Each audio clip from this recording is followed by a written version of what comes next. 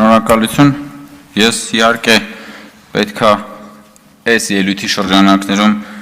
անդրադառնամ երկու ելույթ ունեցողների բանդագուշակություններին, հետո իհարկե խմբակցության անունից գուցե կխոսեմ արդեն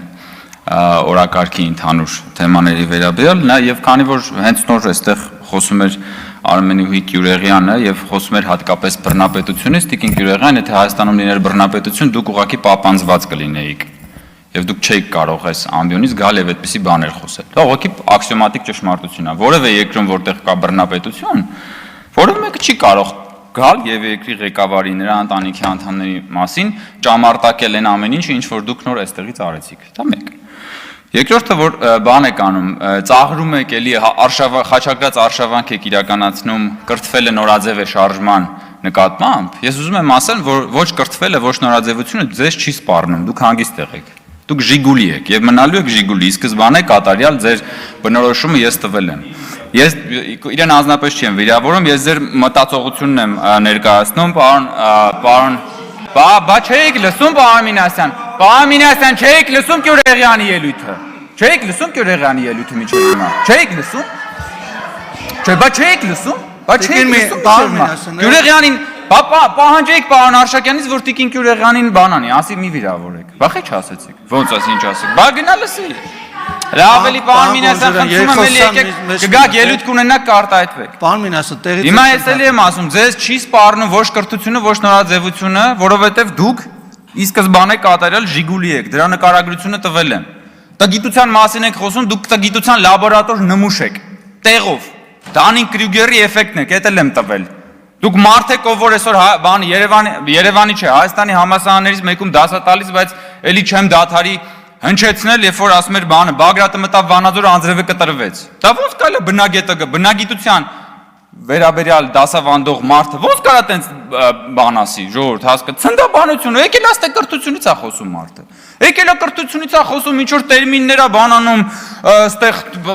ճամարտակում եւ այլն եւ այլն։ Կամ ասենք, բանը ինչքան կարելի է հատկապես ձեր խմբակցության որոշ անդամների կողմից գալ եւ այդպես թիրախավորել վարչապետի կնոջը։ Հատկապես այդքան իջնելով, այդքան էժանանալով։ Ես ուրիշ բացատրություն չեմ կարող գտնեմ, բացի նրանից, որ դուք ուղղակի դժբախտ մարդ եք։ Միայն դժբախտ մարդը սեփական կյանքում դժբախտ մարդը կարող է այնքան իջնել, որ գա այստեղ եւ վարչապետի տիկնոջ մասին խոսելիս այդքան իջնել։ Եկեք քաղաքական խոսք ասեք, փորձեք ձգտեք քաղաքական խոսք ասել, ձեր քաղաքական խոսքին կարելի է գալ անդրադառնալ, բայց այդ աստիճան պետք չի ընկնել։ Ասում եք իշխանությունը պահելու մոլուցքի մասին միայն կարող եք հպն մտածել։ Մենք իշխանությունը պահելու մոլուցք չենք ունեցել, դրա համար դուք այդտեղ նստած եք հիմա։ Հենց հիմա դրա նստած եք, որովհետև վարչապետը հրաժարական է տվել 2021 թվականին, իմ քայլը խմբակցության падգամավորները վայր են դրել իրենց մանդատները, որպեսզի լինի խորհրդարանական ընտրություններ, որ դուք էլ մանդատները վերցրեք, գաք այդտեղ բան անեք, հանգրվանեք այդ աթոռների վրա։ Ու հիմնականում էլ զբաղվեք պարազիտությամբ, որովհետև որ նայում ենք ձեր քաղաքական գործունեությունը, դուք հիմնականում պարազիտանում եք այս ժողովրդի եւ այս պետության հարկատուների վրա։ Հիմա եկել եք, չգիտեմ ինչեր եք խոսում։ Կրթությունից եք խոսում, ծաղրում եք կրթություն։ Բա իհարկե դուք պետք է ծաղրեք կրթությունը, որովհետև դա ձեր բանին դեմ է։ Ձեր կոդին դեմ է, ձեր ասում եք մեր քաղաքակրթական կոդը, բայց ձեր քաղաքակրթական կոդին դեմ է, ո՞նց պիտի դուք դրա մասին առանց ծաղրելու խոսեք։ Կամ այն մյուսը բանը խոսում է իմ կնոջ աշխատավարձի մասին թվերն է հրապարակում, որը իդեպ հրապարակային է, որովհետև իմ կինը հանդիսանալով պաշտոնյայի կին հայտարարատու անձ է եւ այդ հայտարարագրի մեջ իմ կնոջ աշխատավարձը նշված է։ Եվ հետո հայտնագործություն է անում։ Ասում է, արդյոք սրա մեջ չկա կոռուպցիոն հանցագործություն։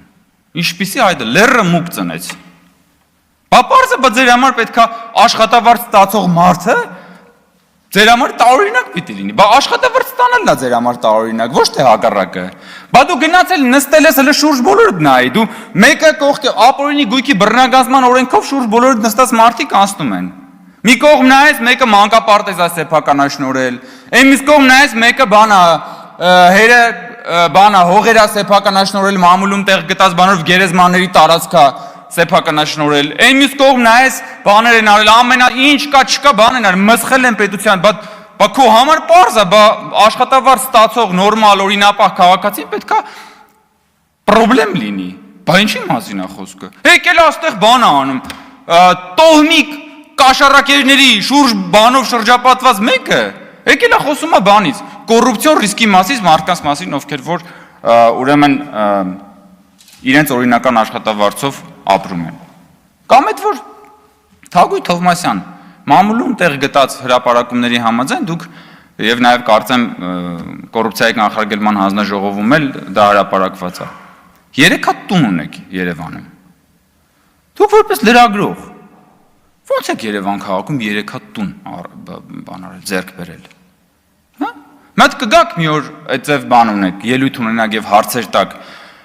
նաեւ համապատասխան կառույցների ղեկավարներին դրա մասին։ Դուք 2018 թվականից ոնց որ թե падգամավոր եք եւ չէիք հասցնի 3 հատ տուն առնել ըստ մամուլում տեղ գտած հրապարակումների։ Դուք լրագրող եք աշխատել այն ժամանակ, երբ որ լրագրության եւ քաղաքական ոլորտում հորի բարքեր էին տիրում։ Բայց այդ հորի բարքերի ժամանակ ձեր հատկապես որ լրագրողական ծառայության համար են ինչ վարձատրություն են տվել, որ դուք ըստ մամուլի 3 հատ տուն ունեք Երևան քաղաքում։ Մենք դուք ձեզ նայեք հլը, ձեր ապրած կյանքը նայեք, ձեր անցած ճանապարհը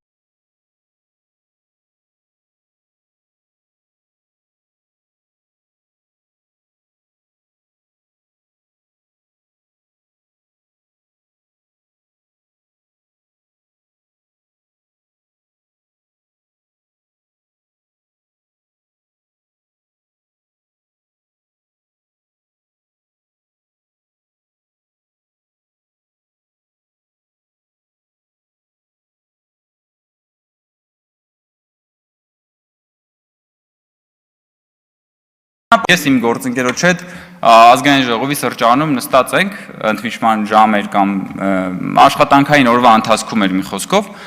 եւ գրել է Հայկ Կոնջորյանը թզբեհ է քաշում